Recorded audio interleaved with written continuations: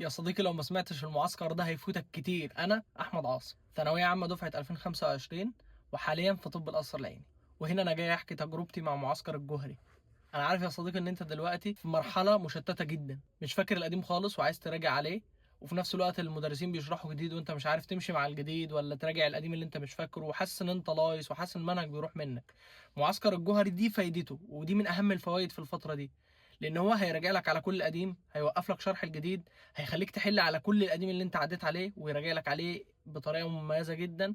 فانت لما تعدي المعسكر ده هيبقى القديم كله في دماغك، وهيتفضل لك حوالي شهر ونص تاخد المنهج اللي متبقي لك، وبعدها هتبدا مراجعه نهائيه. لما تبدا بقى مراجعه نهائيه هتظهر فايده المعسكر ده، لان كتير منكم هيقول لا، ما انا سمعت المنهج ده قبل كده فمش هسمع المعسكر او مش هشترك في المعسكر. لا، المعسكر مفيد جدا جدا جدا. دكتور الجوهري عمل لك المعادله الصعبه، وقف لك شرح الجديد، وفي نفس الوقت بيراجع لك في القديم وهيخليك تحل عليه، عشان لما توصل للمراجعه النهائيه يبقى الموضوع بسيط. انا واحد من الناس الدفعه اللي فاتت لما وصلت المراجعه النهائيه بقى يعتبر بدات احل شوامل على طول في اول حاجه الاحياء، لان ما كنتش محتاج ان انا اقعد اراجع واشرح واشوف شرح واذاكر وموضوع كبير. لا لا لا، انا مجرد مراجعه بسيطه على اول شباتر اللي هو الدكتور شرحها، اللي هم يعتبر لحد دلوقتي لحد التكاثر، مراجعه بسيطه عليهم وبدات احل عليهم مراجعه نهائيه. والشباتر التانية اللي هي من اول المناعه والدي ان اي والار ان اي، دولت برضو بدات اذاكرهم على طول واحل عليهم، لان انا كنت لسه سامعهم.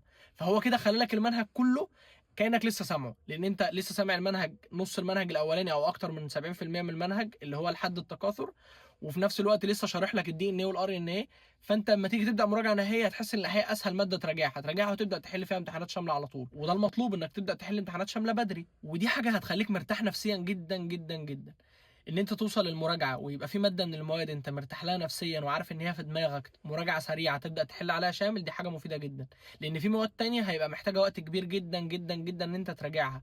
فوفر الوقت للمواد التانية، واشترك دلوقتي في المعسكر عشان لما تيجي المراجعه النهائيه تبقى انت مخلص الاحياء كويس، تراجعها على طول وتبدا تحل. وان انت في الاخر تبدا مراجعه نهائيه بدري وتحل شوامل بدري، دي حاجه مفيده جدا جدا جدا يعني. ثانويه عامه من اهم الاسباب فيها انك تنجح او تتفوق او تجيب درجه كويسه انك تحل كتير، وخصوصا الشوامل في الاخر، يعني اخر فتره بتاعت المراجعه النهائيه انك تحل فيها شوامل كتير، دي حاجه مهمه جدا. واهم حاجه يا صديقي تمشي يوم بيوم مع الدكتور هيشرح حاجه تذاكرها في نفس اليوم وتسمعها وتحل عليها. مفيش تاجيل، لان مفيش وقت للتاجيل بعد كده، خلاص دي اخر فرصه انك تراجع اللي فات. اسف لو طولت عليك يا صديقي، بس انا حبيت اقول لك نصيحه من القلب، الحاجه فرقت معايا جدا لما عملتها. ولو حابب تابع صفحتي بينزل عليها نصايح قويه جدا جدا، وانا عامل لك دلوقتي سلسله فيها خطه كامله لل 96%، واظن ان هي هتفيدك جدا. واكتب لي في الكومنتات لو في اي حاجه عندك فيها مشكله او حاجه عايز تستفسر منها، وانا اعمل لك بيها فيديو او اجاوبك بيها على طول ان شاء الله. ولو وصلت لهنا صلي على النبي. سلام.